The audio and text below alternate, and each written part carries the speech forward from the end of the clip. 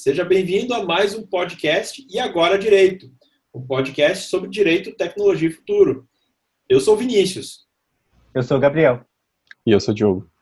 E nós somos a High Order e hoje o tema do nosso podcast, deste episódio, é eleições e tecnologia.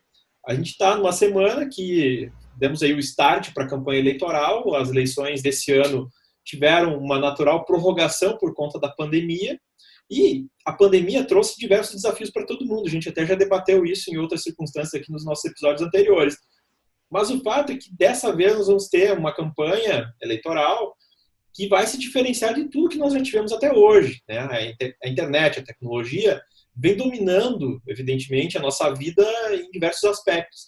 Mas nós não teremos uma campanha nas ruas, nós não teremos uma campanha corpo a corpo, como tradicionalmente a gente observava em eleições anteriores. Não teremos comícios nas ruas, não teremos aglomerações das pessoas por conta deste contexto de pandemia que nós estamos vivendo.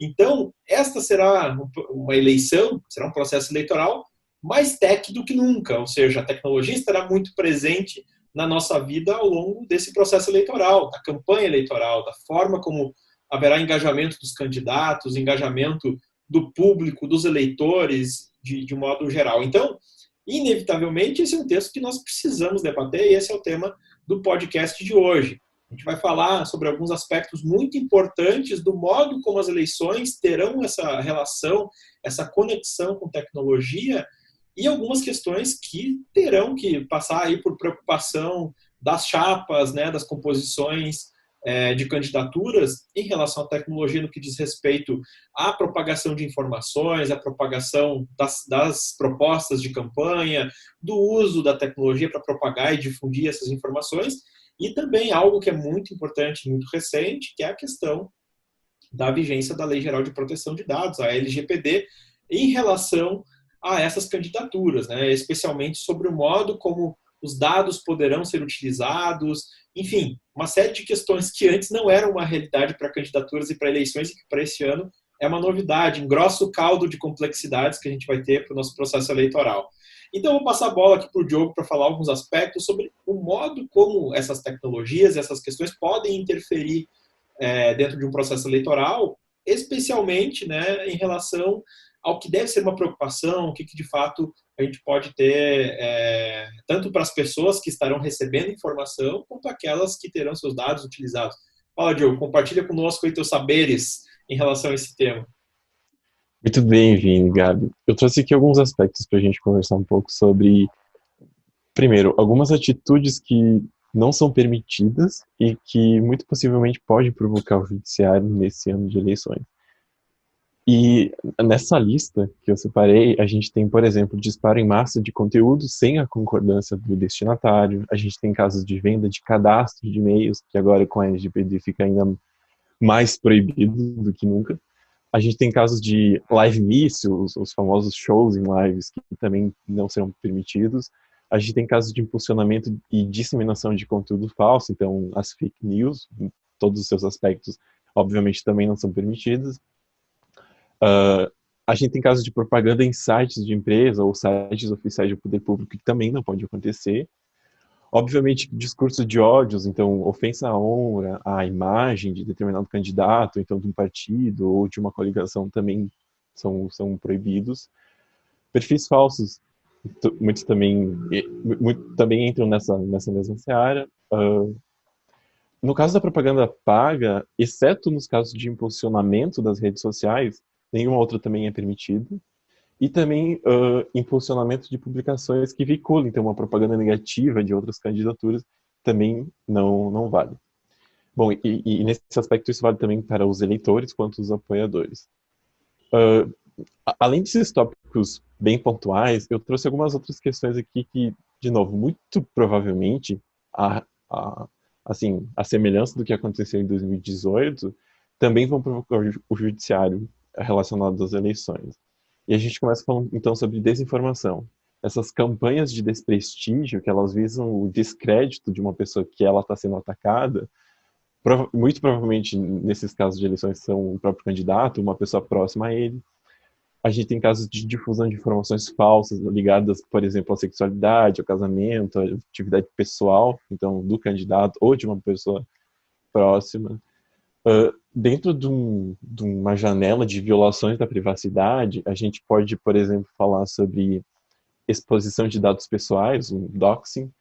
A gente pode falar sobre vazamento de dados pessoais privados, então, envolvendo inclusive orientação sexual, que são compilados sem o consentimento do usuário. A gente tem casos de compartilhamento não consentido de imagens íntimas, então uma exposição de intimidade, tanto de candidatos quanto de pessoas próximas a eles. A gente tem a utilização não consentida de materiais e fotos, principalmente com viés de desprestígio, então, desse candidato. A gente tem casos de roubo de identidade. Pensando aqui numa área de ofensas, a gente pode ter discursos de ódio, cyberbullying, exploração sexual e também estereotipada da imagem. A gente tem edições de vídeo e de imagens, principalmente envolvendo as novas tecnologias de deepfake, esse novo fenômeno. A gente pode ter casos de ameaças, por exemplo, envolvendo assédio sexual, assédio moral, assédio via inbox nas redes sociais, com fotos ou vídeos íntimos, obscenos. A gente tem os casos de stalking, ou seja, esses casos de perseguição, que ela se reitera. E, obviamente, também ameaças de violência física que ocorrem por meio digital. Uma outra área que é um pouco ainda nebulosa envolve, por exemplo, a censura. Então, ataque massivo e coordenado a determinados grupos de Facebook, de WhatsApp, Instagram, ou a possíveis conteúdos ou páginas. A gente tem manipulação de algoritmos, então, de algumas redes. A gente tem pode ter casos de remoção de conteúdo por meio, por exemplo, da própria página, da própria plataforma. A gente pode ter bloqueio de posts, ou páginas, ou perfis por denúncia, ou iniciativa das redes sociais, que também podem prejudicar determinadas candidaturas e que podem ter sido provocados pelos seus opositores, sem um motivo real para isso. E pensando em um cenário de invasões nas redes sociais, por exemplo, nesse ambiente digital, a gente tem um caso que agora na pandemia se torna talvez um pouco mais latente, que é o Zoom Bombing, que seria a invasão de videoconferência ou de qualquer evento online, que é uma coisa bem recente, pelo menos.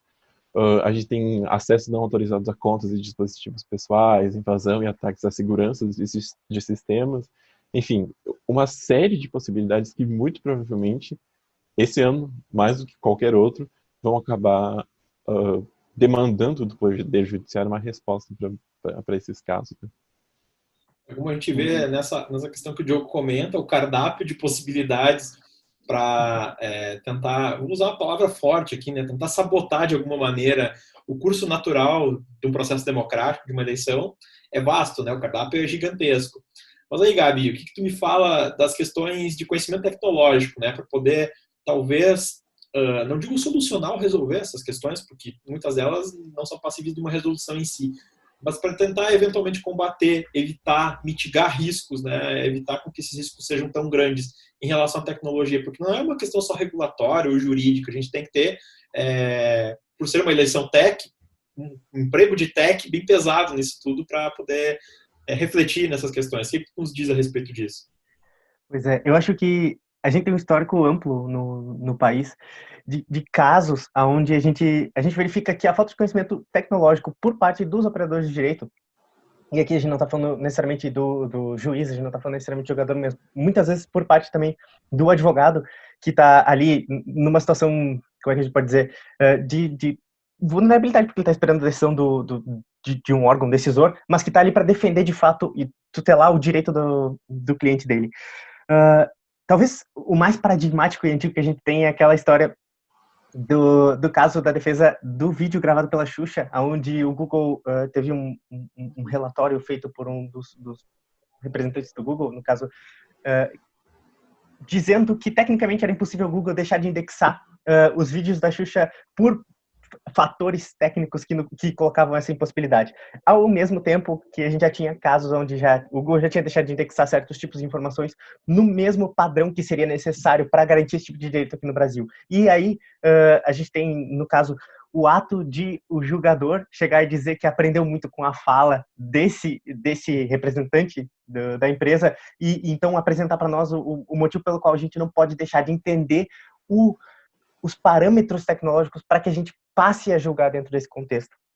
Talvez as últimas eleições, mas olhando o mundo todo nos últimos anos, a gente tem visto como os processos democráticos eles têm sido mais techs de uma forma, mas a nossa falta de conhecimento tech tem sido um fator de maior ônus para a divulgação ou para a existência de um contexto, mesmo sendo surface, sem ser um contexto escondido, de muita ilegalidade. E a gente tem exemplo das fake news divulgadas na época do Brexit. A gente já tem umas eleições na África que sofrem desse ponto, sofrem com os ataques das fake news e tudo. Inclusive, aonde os projetos dessas eleições foram falados, inclusive em documentários sobre a Cambridge Analytica, um pouco depois das eleições do Brexit. Eu acredito que talvez um ano ou dois depois das eleições do Brexit, onde se falava, inclusive, das eleições brasileiras de 2018. E uma situação onde a gente não espera, a gente não está chegando em um momento onde nós temos agora aprovações, novas decisões legislativas, nós temos novos textos legais, e a gente agora espera que isso não vá mais acontecer. Muito pelo contrário.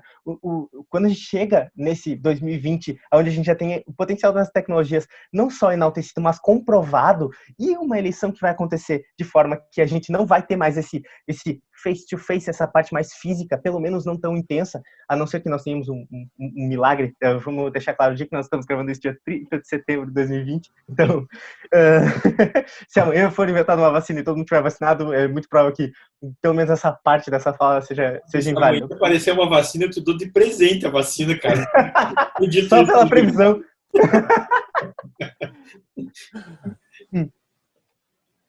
Mas nós temos essa situação onde tudo pode ser muito caro. E em termos de eleições, quando a gente está falando da ideia de voto, existem muitas críticas sobre o processo democrático, quando a gente fala que a gente não coloca uma ideia de competência, mas um concurso de popularidade para as pessoas que a gente elege. Mas o fato é, o político, ele trabalha, ele opera em uma situação onde a imagem pública dele é muito, muito, muito, muito importante. Inclusive, a gente tem alguns escândalos no Brasil, e eu quero deixar muito claro que eu não estou falando que nada foi provado em nenhum sentido e nem identificando as pessoas, mas se dizia que o governador de São Paulo, por exemplo, estava em um vídeo com algumas mulheres, por exemplo, que foram lançadas. E isso, para a imagem dele, foi incrivelmente problemático, sem contar com o fato de que ele não estava em época de eleição. Ele já estava no posto de governador.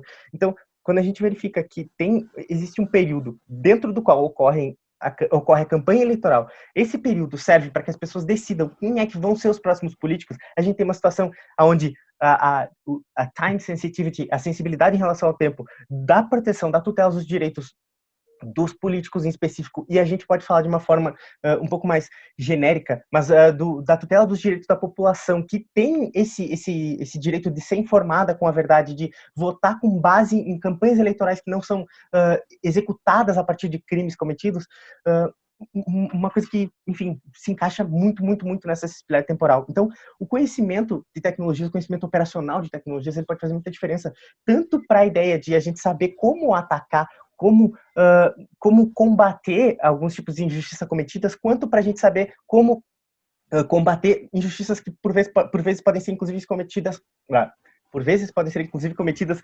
por parte da justiça, por falta de entendimento de algum fator técnico. Então, o momento de estudar esse contexto tech, de ter esses conhecimentos tech, ele é mais sensível do que nunca para que não aconteça de você fazer um pedido que ele tem o polo passivo errado, para que você não chegue na justiça pedindo uma coisa que de fato é impossível e que você vai ter uma resposta que é simplesmente um relatório declarando a impossibilidade e de um pedido que você poderia ter feito melhor, e também para que seja possível focar nas coisas que de fato definem os direitos tutelados dentro dessa época de campanha eleitoral. E isso eu quero dizer, por exemplo, a gente não precisa discutir sobre a falta de possibilidade de descobrir quem é que criou uma fake news. O imediato, o que vem em série de fiscal provisório, o que vem em série de pedido, é tirar aquilo do ar. E depois a gente vai discutir isso, quem sabe depois, inclusive, do período eleitoral, para que a responsabilização aconteça.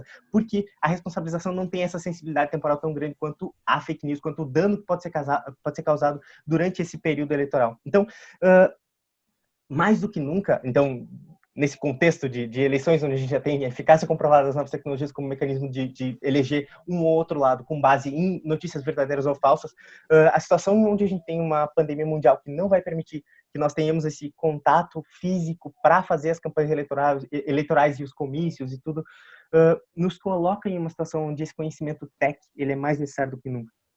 E é muito interessante como, inclusive, nós temos esse escopo de tecnologia e, portanto, um produto, inclusive, que supre essa demanda do mercado, mas é muito importante saber como esse lado tech ele pode servir não só para auxiliar, mas para possibilitar a satisfação dos direitos das pessoas em si. Então, não é que seja mais necessário o conhecimento técnico do que o conhecimento jurídico, mas que o conhecimento jurídico, ele muitas vezes ele pode se ver falho, ele pode se ver inexequível no momento em que você tem a falta do conhecimento técnico e a falta do conhecimento das possibilidades em si, tanto quando, como, onde, porquê e qual é a estrutura da busca que você precisa fazer dentro do judiciário, para que a gente não tenha uma situação onde você vai ter um relatório em eventual processo em tribunais onde um representante venha dizer como funcionam ou não funcionam as coisas, sem que a outra parte tenha essa possibilidade de explicar ou tenha essas armas na mão para explicar que isso não é de fato verdade e explicar muitas vezes o histórico e deixar nítido que se tem uma situação de defesa, tá, que não cumpre com verossimilitude, mas em uma situação onde a gente permite que todas as partes estejam bem armadas para lidar com esse contexto tecnológico que a gente tem e que vai ser relevante nas eleições de 2020. E aí, Gabi, a gente acaba tendo até assim, um repertório de possibilidades até de produção de prova, né? Porque isso que você comentou, que de fato você reparar danos numa situação dessas, primeiro que a medida e a mensuração da reparação de um dano numa situação dessas é muito questionável, né? Se de fato repara. Mas há uma tentativa e uma possibilidade jurídica disso. Mas é muito importante que nessas situações e nessas condições em que a gente se encontra, vamos pensar, a gente está aqui no dia 30 de setembro e a eleição vai acontecer na metade do mês de novembro, né? Então a gente tem aí em torno de 45 dias de campanha, né? Uma corrida maluca, né? Para poder convencer, persuadir, engajar eleitores, né? Nesse processo. Então todo o mecanismo de informação ou desinformação que possa acontecer nesse período não dá para se pensar numa resolução ao término de um processo. É necessário tomar medidas que possam fazer contenção de danos. A contenção de danos aqui não é um dano financeiro, um dano moral, algo nesse sentido. É justamente o dano à reputação daquela pessoa que depende de uma boa reputação justamente para que o seu objetivo eleitoral, né, de passar informações, propostas, seja cumprido, né? Então a gente tem guerra de propostas políticas, de fato, pautas políticas importantes dentro do processo eleitoral, mas a gente também vai ter uma guerra contra a desinformação que vai necessariamente mover o judiciário, como o Diogo comentou, vai mover questões que envolvem tecnologia até na questão da produção de provas, né?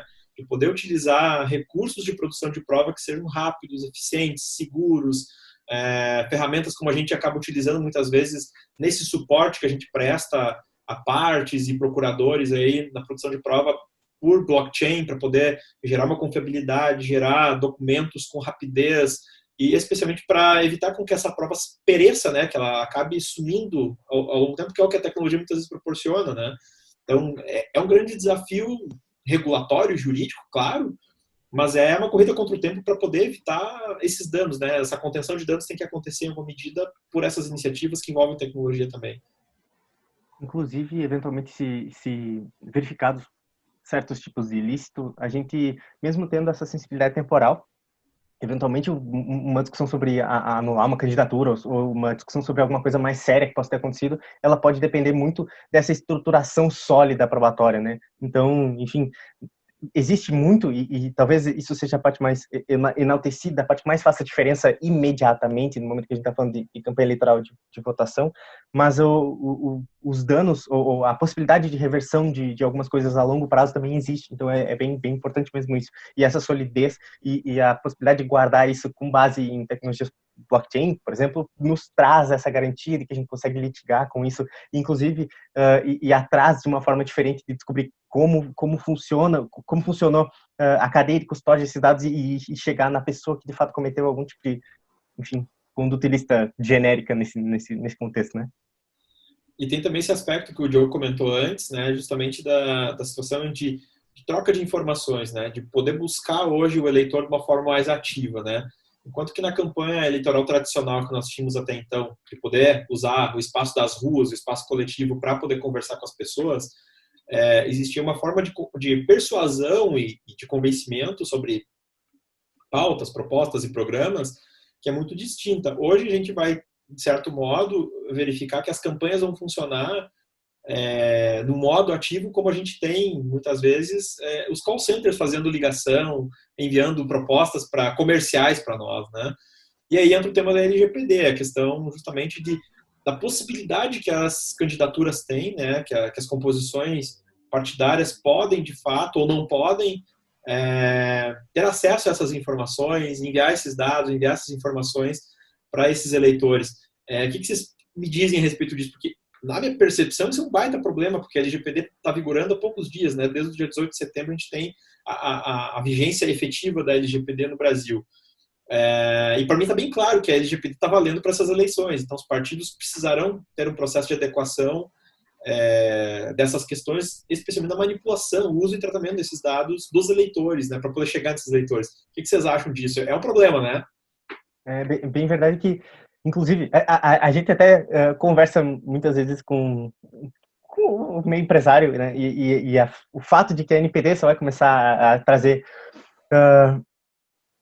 infrações a punir administrativamente, ele nos coloca que tem muita gente que acha que não está valendo, e de fato a LGPD está vigente. E a LGPD não está vigente sozinha em um mundo onde não existe todo o nosso ordenamento jurídico. Ela está vigente em um momento, em uma situação onde, se você, pensando simplesmente em uma situação onde uma conduta de descumprimento da LGPD gere danos morais, a gente tem como aplicar o CC, a gente tem como aplicar o 186 e o 927 para eventualmente fazer um pedido de indenização por danos morais.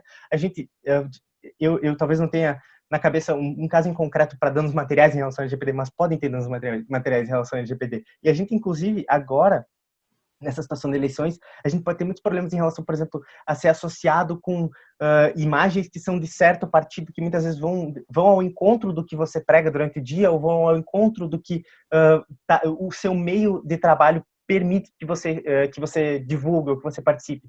E, eventualmente, uma foto em algum lugar que tem a imagem de uma pessoa que não faz parte de um grupo político ou não tem intenção em expor que faz parte de um grupo político, pode vir a ser objeto de uma ação que discute a LGPD em relação ao tratamento dessa foto que foi divulgada para a campanha eleitoral e acabou gerando algum tipo de dano moral para a pessoa que aparecia nessa foto como alguém que estava apoiando certo candidato ou deixando de apoiar certo candidato ou em algum tipo de manifestação em prol de algum partido.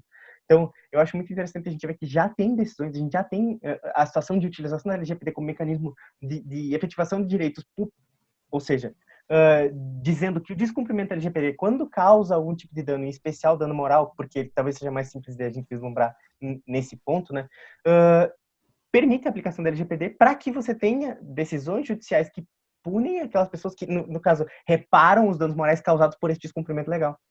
E tem um outro fator, né, envolvendo esse exemplo que tu deste, Gabi, é bem interessante porque vamos imaginar a hipótese do cara aparecer numa determinada foto que seja associado a alguma questão de orientação política, preferências políticas, ideológicas e partidárias.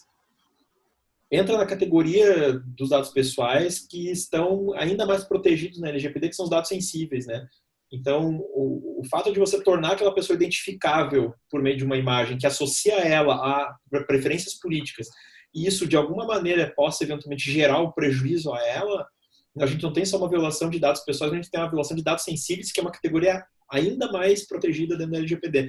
Então, são coisas super simples, né, cotidianas, que não tinha, assim, a necessidade de uma grande preocupação até então, e passa a ter uma preocupação muito maior, porque a partir de agora todo dado pessoal, ou seja, toda informação que torna uma pessoa identificável, tem uma proteção suprema que é a LGPD. Então, inevitavelmente, esses contatos que podem ser feitos por partidos com eleitores, eles vão vir de um banco de dados. Se esse banco de dados ele não está em compliance com a LGPD, ele é um banco de dados ilícito, ele está descumprindo com a lei. Então, isso pode gerar muitos problemas. Não que isso vá gerar uma repercussão necessariamente sobre a anulação de uma candidatura ou a não homologação de uma candidatura ou ter problemas em relação a isso. Porque a legislação eleitoral não faz esse tipo de conexão, esse tipo de relação. Mas a gente vai ter necessariamente, daqui a pouco, pessoas se sentindo invadidas de alguma maneira no seu âmbito privado pedindo para se descadastrar, para ter seus dados excluídos, que são direitos dos titulares que a LGPD coloca. A questão é, será que os partidos políticos, as coligações estão preparados para cumprir com os direitos dos titulares nesse momento, considerando que a lei é hiper recente em termos de aplicação? Então, isso é um desafio grande que a gente vai observar daqui para frente também. Será que os partidos têm um DPO? Boa, boa. Essa é uma pergunta muito boa, Diogo. Fica a pergunta aí, pessoal, vocês que estão nos assistindo e nos ouvindo, né, esses partidos políticos de fato já designaram seus DPOs. A gente já tem notícia de muitos órgãos públicos já publicando no Diário Oficial da União, Diário Oficial do Estado e tal, quem são seus encarregados, né, seus DPOs, já que a lei passou a vigorar e passa a exigir esse encarregado de proteção de dados nas suas estruturas.